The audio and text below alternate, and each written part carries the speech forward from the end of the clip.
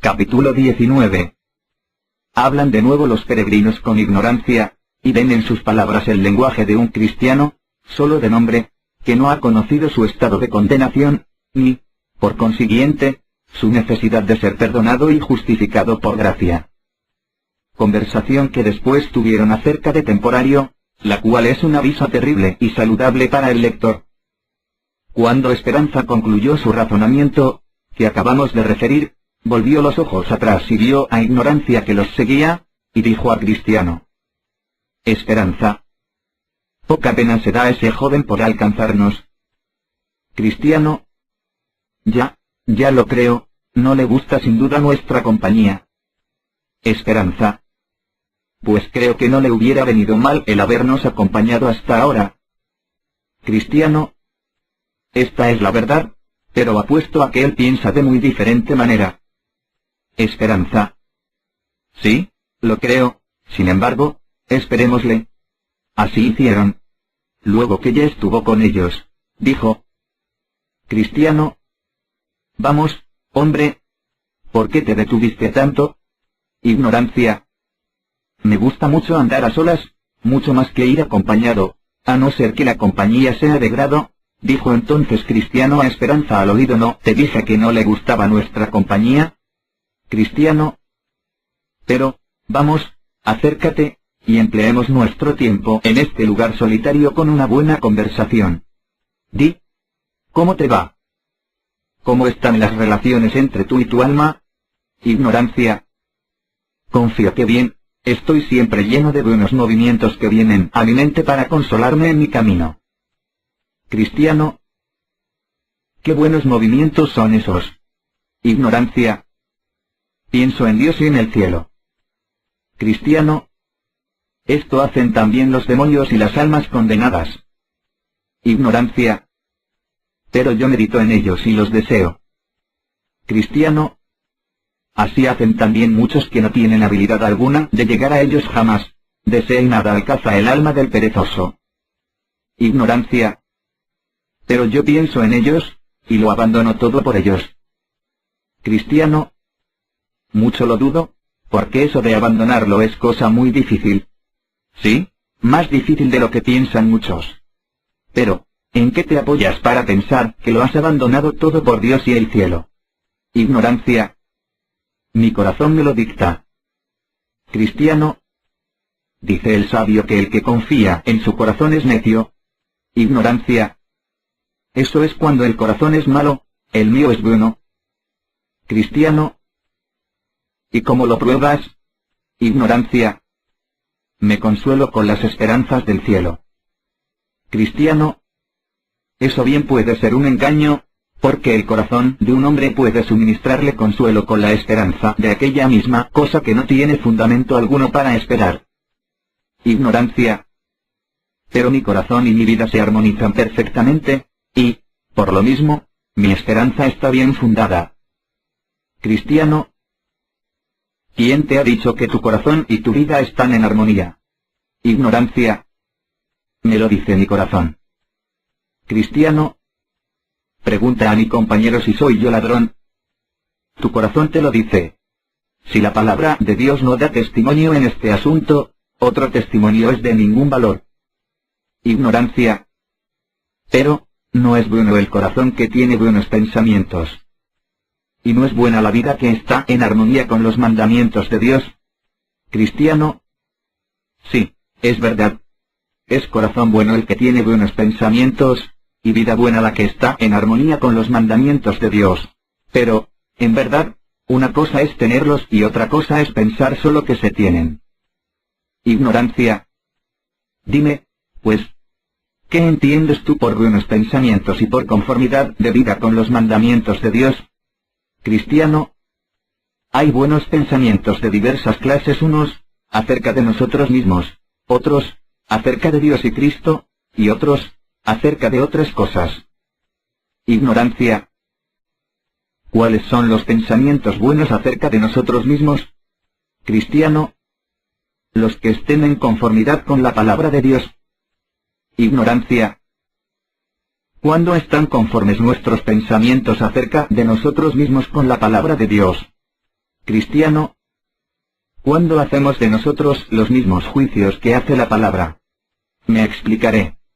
Dice la palabra de Dios de los que se encuentran en un estado natural, que no hay justo, que no hay quien haga el bien. Dice también que todo designio de los pensamientos del corazón del hombre es, de continuo, solamente el mal, y añade el instinto del corazón del hombre es malo desde su juventud. Ahora bien, cuando pensamos de nosotros mismos de esta manera y lo sentimos verdaderamente, entonces son buenos nuestros pensamientos, porque están en armonía con la palabra de Dios. Ignorancia. Nunca creeré que mi corazón es tan malo. Cristiano. Por lo mismo, nunca has tenido en toda tu vida un solo buen pensamiento de ti. Pero déjame seguir, como la palabra pronuncia sentencia sobre nuestros corazones, la pronuncia también sobre nuestros caminos, y cuando nuestros juicios acerca de nuestros corazones y nuestros caminos concuerdan con el juicio que de ellos hace la palabra, entonces ambos son buenos, porque están conformidad unos con otros. Ignorancia. Explica el sentido de esas palabras. Cristiano.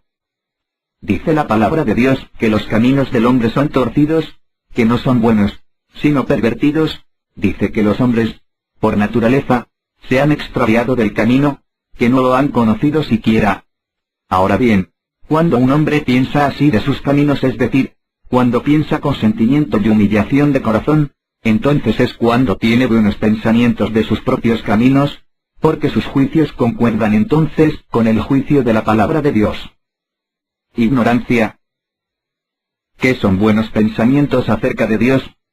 Cristiano, lo mismo que he dicho acerca de nosotros mismos cuando nuestros pensamientos sobre Dios concuerdan con lo que dice de él la palabra, y esto es cuando pensamos en sus atributos, como la palabra enseña, pero de esto no puedo ocuparme ahora extensamente. Hablando solamente de Dios en sus relaciones con nosotros, tenemos pensamientos buenos y rectos él, cuando pensamos que nos conoce mejor que nosotros a nosotros mismos, y puede ver el pecado en nosotros, cuando nosotros no lo veamos en manera alguna en nosotros mismos, cuando pensamos que conoce nuestros pensamientos más íntimos, y que nuestro corazón, con todas sus profundidades, está siempre descubierto a sus ojos, cuando pensamos que todas nuestras justicias lleguen ante él, y, por tanto, no puede sufrir que estemos en su presencia con confianza alguna en nuestras obras, aun las mejores. Ignorancia. ¿Te parece que soy tan necio que crea que Dios no ve más que lo que yo veo, o que me atrevería a presentarme a Dios aun con la mejor de mis obras? Cristiano. Pues entonces, ¿cómo piensas en este asunto? Ignorancia. Pues, para decirlo en pocas palabras, creo que es necesario tener fe en Cristo para ser justificado. Cristiano. ¿Cómo piensas que puedes tener fe en Cristo, cuando no ves tu necesidad de Él, ni conoces tus debilidades, ni originales ni actuales? Antes bien, tienes de ti mismo y de lo que haces una opinión tal, que prueba muy claramente que nunca has visto la necesidad de la justicia personal de Cristo para justificarte delante de Dios. ¿Cómo, siendo esto así, puedes decir yo creo en Cristo? Ignorancia. Creo bastante bien, a pesar de todo eso. Cristiano. ¿Y cómo crees? Ignorancia. Creo que Cristo murió por los pecadores, y que seré justificado delante de Dios y libre de la maldición, mediante que Él acepta graciosamente mi obediencia a su ley, o, para decirlo de otra manera, Cristo hace que mis deberes religiosos sean aceptables a su Padre, en virtud de sus méritos, y de este modo, yo soy justificado. Cristiano, permíteme que conteste a esta tu confesión de fe. 1. ¿Crees con una fe fantástica?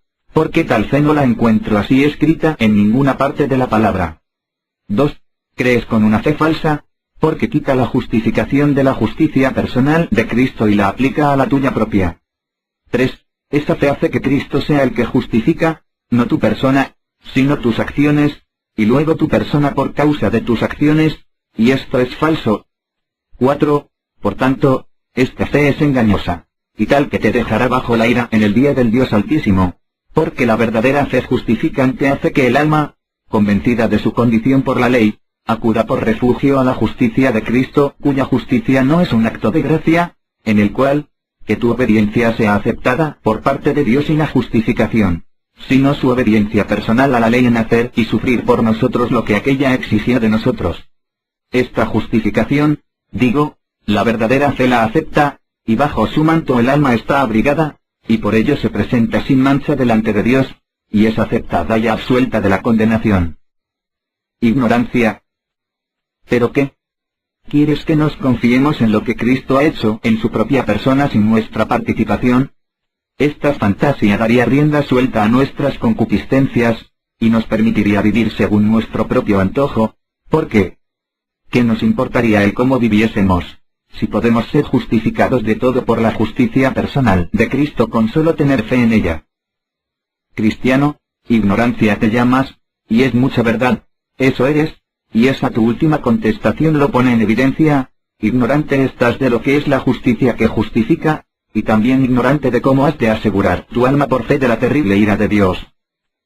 También ignoras los verdaderos efectos de esta fe salvadora en la justicia de Cristo, que son inclinar y ganar el corazón a Dios en Cristo, que ame su nombre, su palabra, sus caminos y su pueblo, y no como tú, en tu ignorancia, te lo imaginas. Esperanza. Pregúntale si alguna vez se le ha revelado Cristo desde el cielo. Ignorancia. ¿Cómo? ¿Eres tú de los que creen en revelaciones?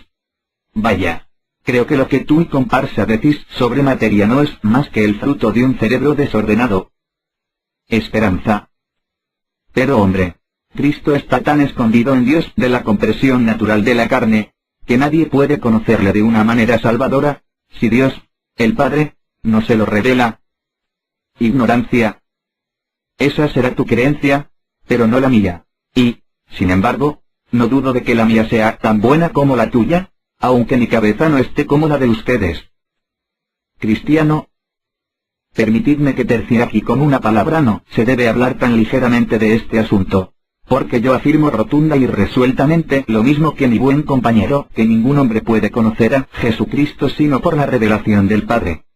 Más aún que la fe, por la cual el alma se hace de Cristo para ser una fe recta, ha de ser operada por la supereminente grandeza de su poder. De esta operación de la fe percibo que nada sabes. Pobrecito ignorancia.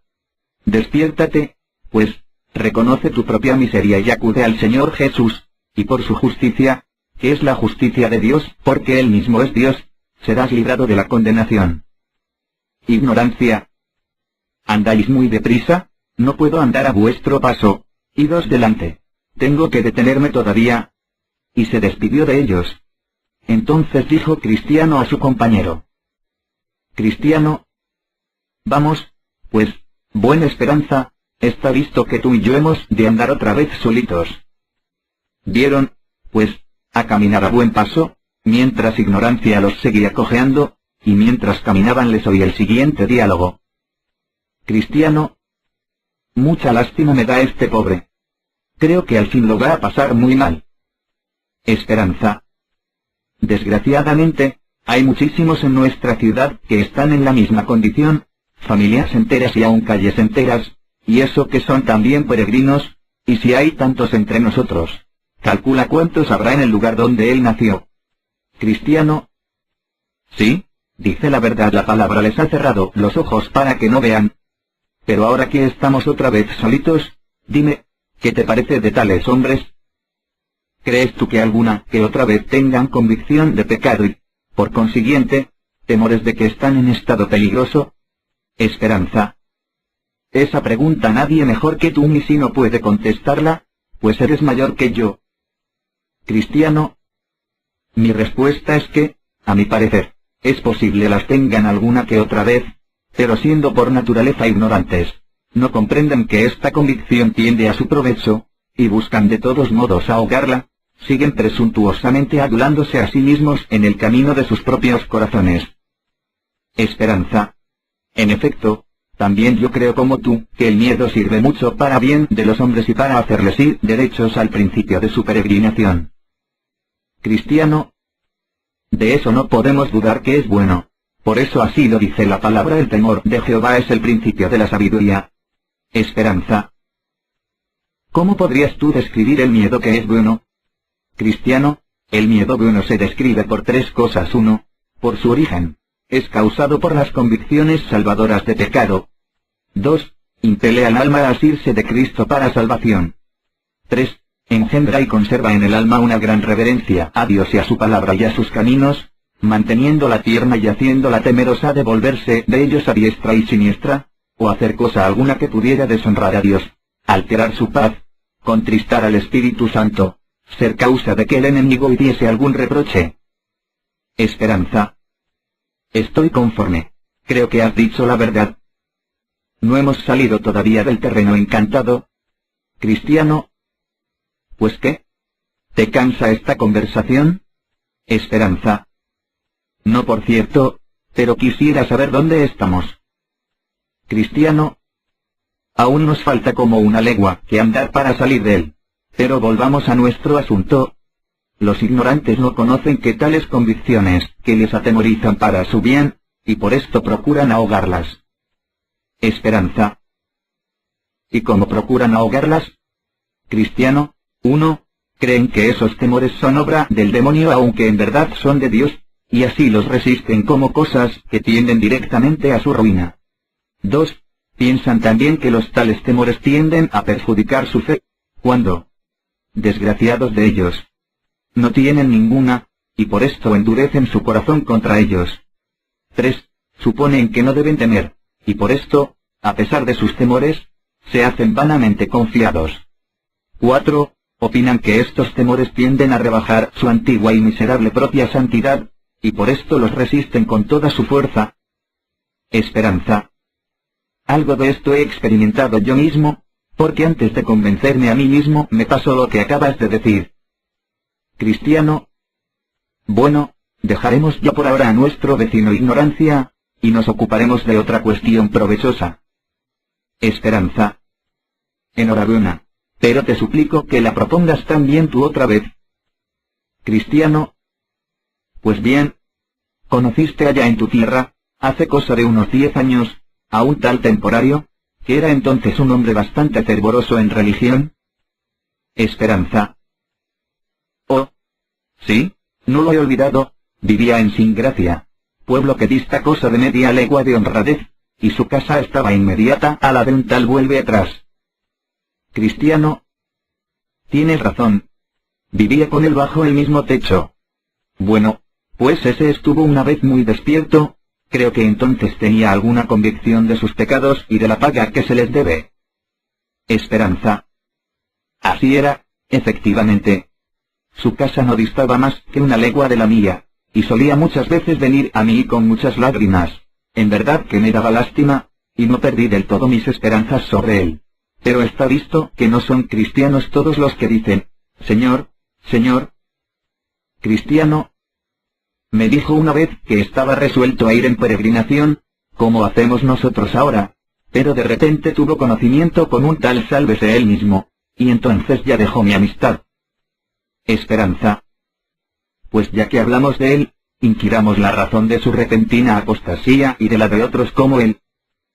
Cristiano. Nos podrá servir de mucho provecho, pero ahora empieza tú. Esperanza.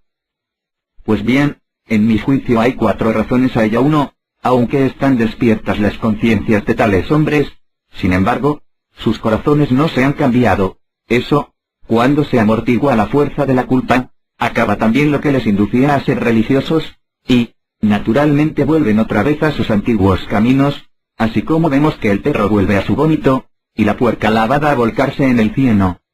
Como he dicho, estos buscan ávidos el cielo, solo a causa de su aprensión y temores de tormentos del infierno, y una vez entibiada y resfriada la aprensión del infierno y su temor de la condenación, se entibian y resfrían también sus deseos del cielo y de la salvación, y por esto cuando han pasado su culpa y temor, acaban también sus deseos y vuelven a sus caminos.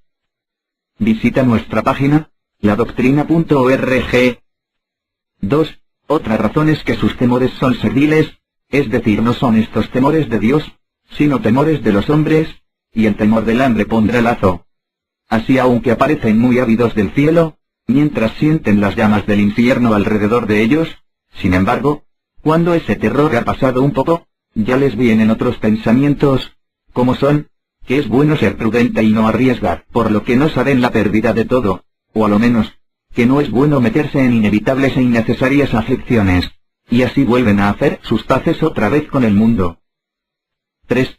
También suele ser tropezadero en su camino la vergüenza que suele acompañar a la religión. Son orgullosos y altivos, y la religión, a sus ojos, es baja y despreciable. Por esto, una vez perdido su sentido del infierno y de la ira venidera, vuelven a su antiguo modo de vivir. 4. Les parece son muy gravosos la culpa y el pensar con terror en ella. No les gusta contemplar sus miserias antes de tiempo, porque aunque tal vez la primera consideración de esto les haría refugiarse donde se refugien los justos, y donde estuviesen seguros, sin embargo, como rehuyen esos pensamientos de la culpa y del terror, una vez que ya se han hecho insensibles a sus convicciones y el temor de la ira de Dios, endurecen voluntariamente sus corazones, y escogen precisamente los caminos que contribuyen más a este endurecimiento. Cristiano, creo que vas bastante acertado, porque el fundamento de todo es la falta de un cambio en su corazón y voluntad, y por eso son semejantes al reo cuando está delante del juez. Se estremece y tiembla, y parece arrepentirse de todo corazón. Pero la causa de todo esto es el temor que tiene de la horca y no el odio al delito. Dejad sino a tal hombre en libertad, y seguirá siendo un ladrón y un malvado como antes, mientras que si hubiera cambiado su corazón, hubiera cambiado también su conducta. Esperanza. Ya que yo te he mostrado las razones de la apostasía de estos, muéstrame tú ahora la manera de ella. Cristiano. Voy a hacerlo de buena voluntad. 1. Apartan sus pensamientos todo lo posible de la meditación y el recuerdo de Dios, de la muerte y del juicio venidero. 2. Abandonan poco a poco, y por grados, sus deberes privados, como la oración secreta, el refrenamiento de sus concupiscencias, la vigilancia sobre sí mismos, el dolor de pecados y otros semejantes. 3. Luego huyen de la compañía de los cristianos fervorosos y entusiastas. 4. Se van enfriando en cuanto a los deberes públicos, como la lectura y predicación de la palabra, trato piadoso con otros cristianos, etc. 5. Ya empieza a gustarles cortar sayos, como se dice, criticar a las personas piadosas, y esto de una manera infernal, para tener una excusa aparente para echar fuera la religión, con el pretexto de algunas debilidades que han descubierto en los que la profesan. 6. Después vienen a adherirse y asociarse con hombres carnales, licenciosos y livianos. 7. Luego se entregan secretamente a conversaciones carnales y livianas, alegrándose de ver cosas semejantes en algunos que son tenidos por honrados, para disfrazarse con ellos y poder hacerlo más atrevidamente. 8. Por fin empiezan a jugar abiertamente con los pecadillos, llamándolos cosa de poca entidad. Y 9. Endureciéndose de esta manera se manifiestan enteramente como son. Así, habiéndose lanzado en el abismo de la miseria, si un milagro de la gracia no lo previene, perecen para siempre en sus propios engaños. Capítulo